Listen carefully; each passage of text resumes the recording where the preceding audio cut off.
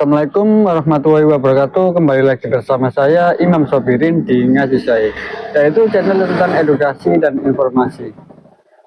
Di video kali ini saya akan melakukan tanya jawab bersama ChatGPT. ChatGPT adalah teknologi yang menyimpan banyak sekali informasi berdasarkan data-data yang ada di internet. Di video kali ini saya akan melakukan beberapa pertanyaan kepada ChatGPT. Yuk kita mulai. Ya, aku mau bertanya. Boleh, silakan.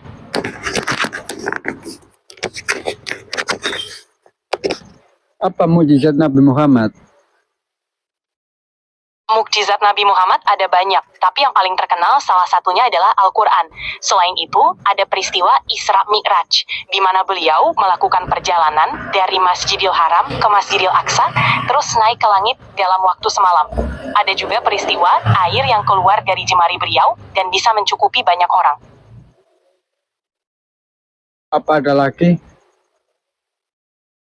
Iya, ada lagi.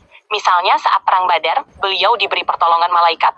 Terus ada kisah pohon yang bersujud atau batu yang memberi salam. Bahkan ada peristiwa bulan yang terbelah sebagai tanda kenabian beliau. Apa keistimewaan Nabi Muhammad? Salah satu keistimewaan Nabi Muhammad itu akhlaknya yang luar biasa. Beliau dikenal sebagai orang yang sangat jujur, sabar, penuh kasih sayang, dan jadi teladan bagi banyak orang. Selain itu, misinya menyampaikan Islam dan mempersatukan banyak suku juga menunjukkan kepemimpinan yang luar biasa. Apa keajaiban Nabi Muhammad? Banyak keajaiban yang dikaitkan dengan Nabi Muhammad, misalnya saat air keluar dari jemarinya untuk memberi minum para sahabat. Ada juga kisah makanan yang jadi berlimpah berkat doa beliau. Dan yang paling menakjubkan, tentu saja, turunnya Al-Quran sebagai pedoman hidup bagi umat Islam. Apa yang diajarkan Nabi Muhammad? Banyak banget. Secara garis besar, ajarannya meliputi akidah, akhlak, ibadah, dan muamalah. Contohnya keyakinan pada Allah, berbuat baik kepada sesama, menjaga amanah, jujur, dan berperilaku adil. Beliau juga mengajarkan sholat, puasa, zakat, dan haji. Serta dalam kehidupan sehari-hari, beliau mencontohkan bagaimana berinteraksi dengan keluarga, tetangga, dan masyarakat.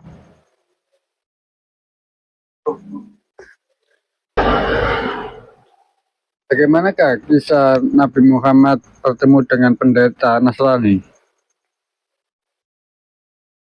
Nah, kisah pertemuan Nabi Muhammad dengan pendeta Nasrani itu ada dalam riwayat tentang Bahira.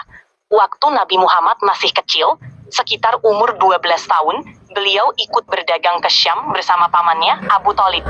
Di perjalanan, mereka bertemu seorang pendeta bernama Bahira yang melihat tanda kenabian pada diri Nabi Muhammad. Bahira memperingatkan Abu Thalib untuk menjaga Nabi dari orang-orang yang bisa berniat jahat karena melihat tanda kenabian tersebut. Nabi Muhammad menjadi seorang Rasul pada umur berapa? Nabi Muhammad diangkat menjadi Rasul pada usia 40 tahun. Waktu itu beliau menerima wahyu pertama di Gua Hira dari malaikat Jibril. Bagaimanakah kisah Nabi Muhammad menemui malaikat Jibril? Jadi, saat Nabi Muhammad berusia 40 tahun, beliau sering menyendiri di Gua Hira untuk beribadah dan merenung. Suatu malam, saat bulan Ramadan, malaikat Jibril datang dan menyampaikan wahyu pertama, yaitu surah Al-Alaq ayat 1-5. Jibril meminta Nabi membaca Iqra, bacalah. Meski awalnya Nabi merasa cemas, itulah momen pertama beliau menerima tugas kerasulan. Kenapa Nabi Muhammad begitu penting? Nabi Muhammad itu dianggap penting karena beliau adalah nabi terakhir dalam Islam. Beliau menyampaikan ajaran-ajaran dan wahyu dari Allah yang kemudian menjadi dasar dari agama Islam. Selain itu, beliau juga dianggap sebagai contoh teladan dalam berbagai aspek kehidupan, mulai dari akhlak, kepemimpinan, hingga cara berinteraksi dengan sesama. Apa alasan Nabi Muhammad diutus untuk semua kaum? Nabi Muhammad diutus sebagai rahmat bagi seluruh alam, termasuk seluruh umat manusia. Ini disebutkan dalam Al-Quran, misalnya di surah Al-Anbiya ayat 107, yang artinya, dan tidaklah kami mengutus kamu melainkan sebagai rahmat bagi semesta alam. Makanya, ajarannya meliputi semua aspek kehidupan dan untuk seluruh umat, bukan hanya satu kaum atau suku tertentu. Iya, karena risalah Nabi Muhammad itu universal. Misalnya dalam hal ajaran akhlak kemanusiaan dan ketuhanan, semuanya mencakup kehidupan sehari-hari dan relevan untuk siapa saja, di mana saja. Apakah ajaran Nabi Muhammad itu baik? Iya, ajarannya menekankan nilai-nilai kebaikan seperti kejujuran, kasih sayang, keadilan, dan saling tolong-menolong. Banyak aspek kehidupan yang diatur untuk membentuk pribadi yang baik dan harmonis dalam masyarakat. Kenapa Nabi Muhammad dianggap jahat? Salah satu misinya adalah menyempurnakan akhlak. Beliau membawa ajaran tauhid, mengajak manusia untuk menyembah satu Tuhan, serta menanamkan nilai-nilai seperti keadilan, kesabaran, dan kasih sayang.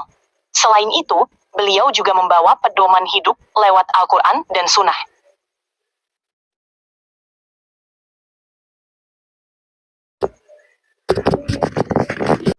Apa dialog Nabi Muhammad dengan Allah saat Isra Mi'raj?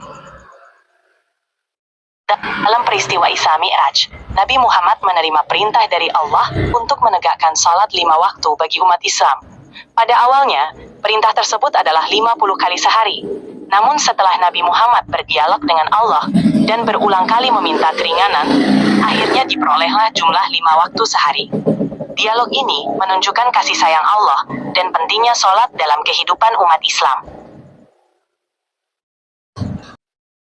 Halo, ada yang bisa saya bantu?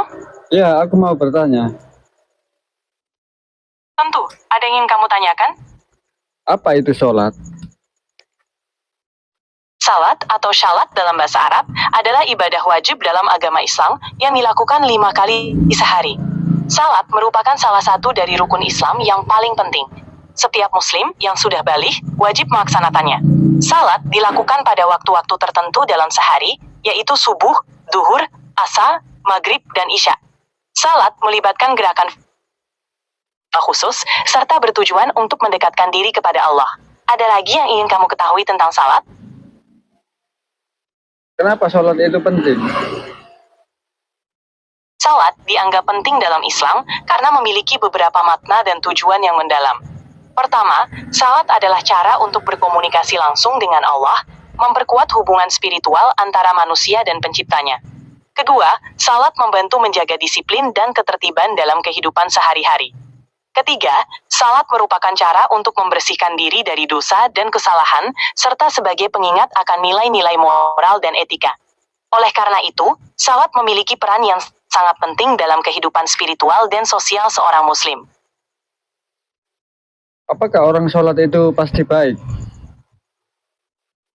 Salat adalah ibadah yang bertujuan untuk mendekatkan diri kepada Allah dan memperbaiki hubungan spiritual. Namun, apakah seseorang menjadi baik atau tidak hanya bergantung pada salat saja.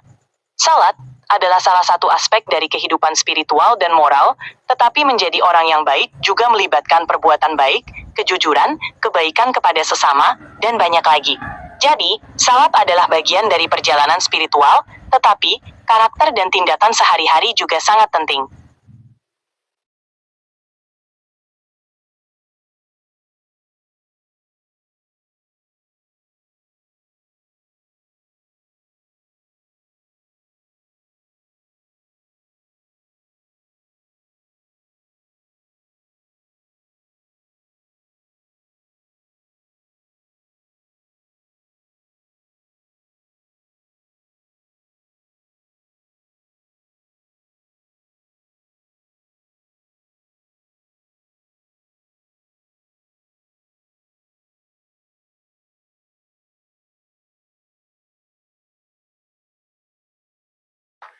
Semoga video ini bermanfaat. Jangan lupa subscribe, like, share, dan komen di bawah ini. Assalamualaikum warahmatullahi wabarakatuh.